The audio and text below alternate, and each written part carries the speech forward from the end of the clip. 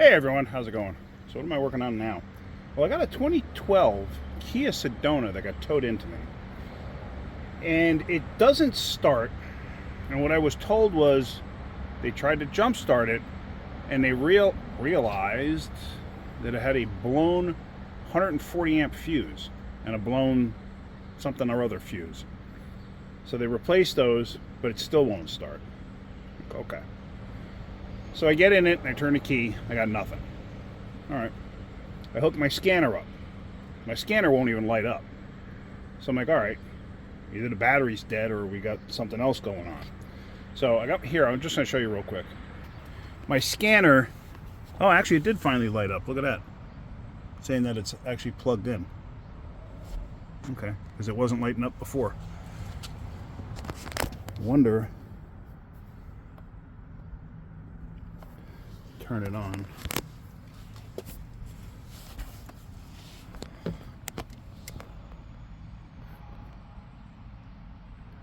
Let's let it load up.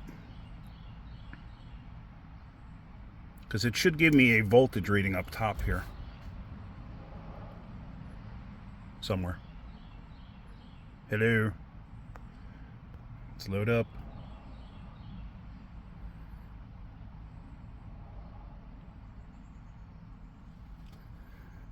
Okay, well, it's not. Oh, that's the other scanner. I'm sorry. The other scanner gives a voltage reading up there. When I'm in the vehicle, it'll give a voltage reading there. I wonder.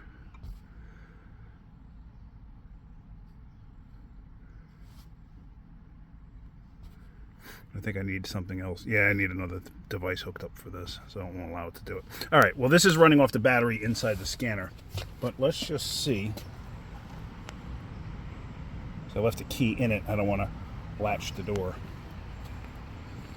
All right, so out here at the battery, I like this Harbor Freight test light. I don't like the clamp that they use on the end. Hold on, let me move this boot back. I got to use two hands. That's better. So all I really want to do is this. And I just brought a test light out for testing like fuses and stuff. But let me just see something. All right, see that? Watch when I connect it to the battery. It's weak. Okay, so right now, right off the bat, I know the battery's weak. So let me go get a jumper on here and see if we can't figure something out. I may have to run a battery charger out to this car. But let me get a jumper first, see what I can't figure out. So under the hood here, I got this Fantech. These are the ones that we use at the shop here. These will actually show you voltage. I'm going to turn it on. The actual charger itself is only at 41%, but it's 5 volts in the battery. Now, we're going to try to jump it. Listen. You heard the click? Okay. And you see it went up to 14 volts going into the battery. Let's see what we got. And I have nothing. All right, let me see. I don't know if you're going to be able to see what I'm trying to do here. All I'm doing is set my camera down. I'm hitting the brake manually by hand. Yeah, and I won't even shift. So it's missing something. So what's missing? I don't know. I'm going to have to figure this out. I'm going to unplug my scanner for now, because I don't want to accidentally surge it or something like that with the battery charger on there. I mean, it could have done it with this, but the likelihood is unlikely, but having a charger on it could change things. So let me do that. Let me hook the actual charger up. And I've had this charger for, since the dealership days. And I gotta say, I love this thing. This ProLogic by Solar. It's sold under other names. My son has the same one, and I think, is it a Hendrick? I don't recall. Or a Schumacher. No, Schumacher. It's a Schumacher.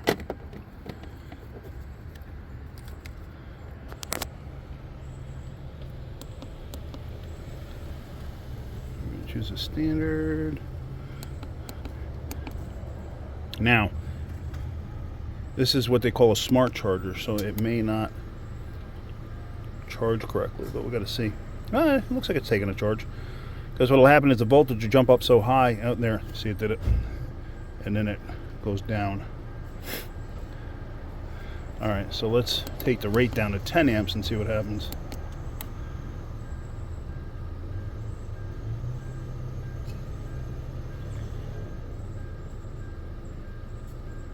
Alright, it looks like it's holding at 10. So let's let that go. And let me start checking a few things. Alright, so I got my test light hooked up. So now I'm going to go here. This is on the other side of the fuse because this is the battery side. So this is the other side of the fuse. I want to make sure that these are actually making contact. Here's something weird. Notice that? There was something there and it's not there anymore. So what went there? I don't know. I'm kind of confused. What's missing? I don't know. I'm going to have to do some hunting, see if I can't find something that's missing. Fuse and relay box is loose.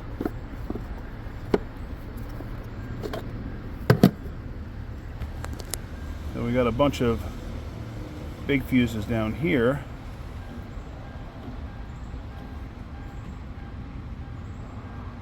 None that I could tell. See, I hate these fuses because sometimes they're very difficult to actually see inside. See, is that thing actually blown? Looks like it is. Oh, let me take it out and see if I can't figure it out. Some of these things are just, like I said, so difficult to actually see. Oops.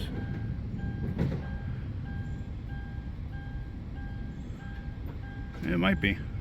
I don't know. I'm going to pull it out and take a look. Only thing good about these is a lot of times you can pop the little cover off. Now, let me get that out first.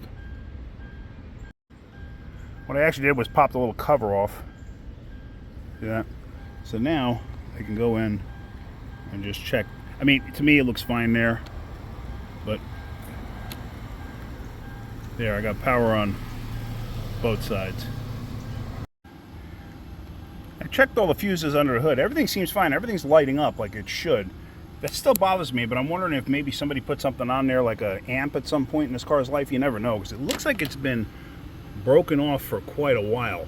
So, you know, that may be nothing, but it may be something. I don't know. And the fact that the eyelet doesn't sit square to the nut, see that? How it's like off center? Usually an eyelet, like on a factory application, if it was from the factory, it would sit pretty square. So, all right, let me check the fuses inside now, see what I got. All right, all the fuses are under here, so I'm gonna have to find a good ground and start checking these. So up under the dash here, I do have one blown fuse that I know of. Let's see, is it this one? This one's good. This one's blown. I don't know what that fuse is, but I'm going to have to find out. But don't just stop there, check them all. This one's blown too. Now, if it doesn't light up at all, that just means that that circuit doesn't have power at that point in time. You could still have a blown fuse.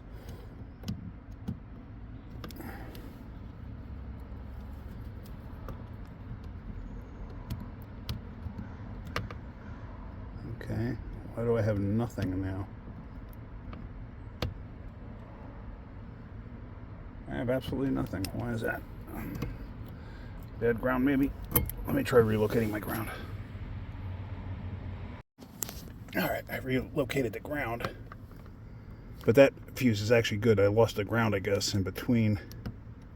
But this one is no good. Alright, let me find out what that one is. Let me double check all the other ones. It's kind of difficult to film this and do this at the same time, so. I had 3 blown fuses underneath the dash here, so I just replaced those. Now, one thing I did do underneath the hood here that you didn't get to see, hang on, is this. This is a relay jumper. And I had this in place because I wanted to make sure that when I initially started checking them that I had power going to everything, because otherwise, you know, obviously a relay won't have power going to everything. So I had installed that, and if you listen, actually let me unplug it. You turn it on and listen real close.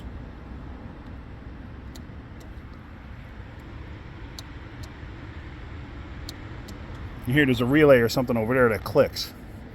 So I wanted to have that in place at the time to make sure, because a lot of times they'll time out. Like this one, as soon as you plug it in, it does that. It'll trip on, but the thing is, it'll usually trip itself back off if the car doesn't stay running. So I wanted that just to see. So now,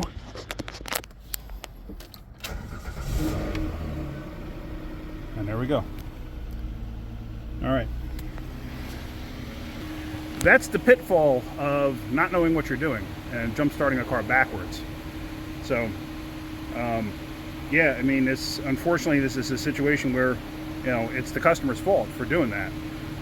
Or whoever, I shouldn't say the customer, it could have been AAA or whoever that could have made a mistake. I don't know. I have no idea.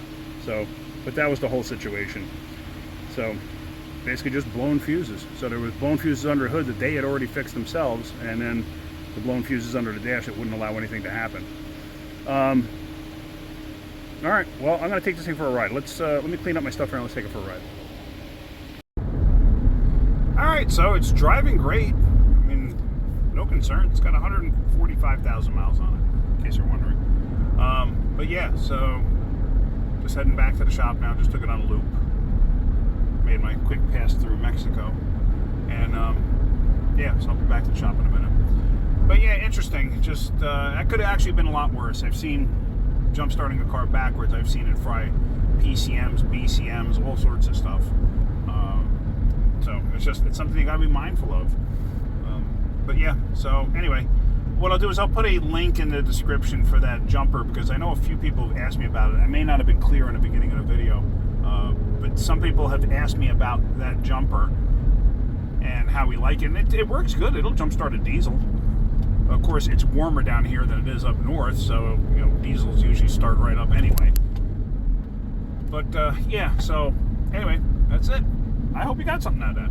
If you did, hit that like button. If you could, please subscribe. All right, guys, have a great day. Keep wrenching.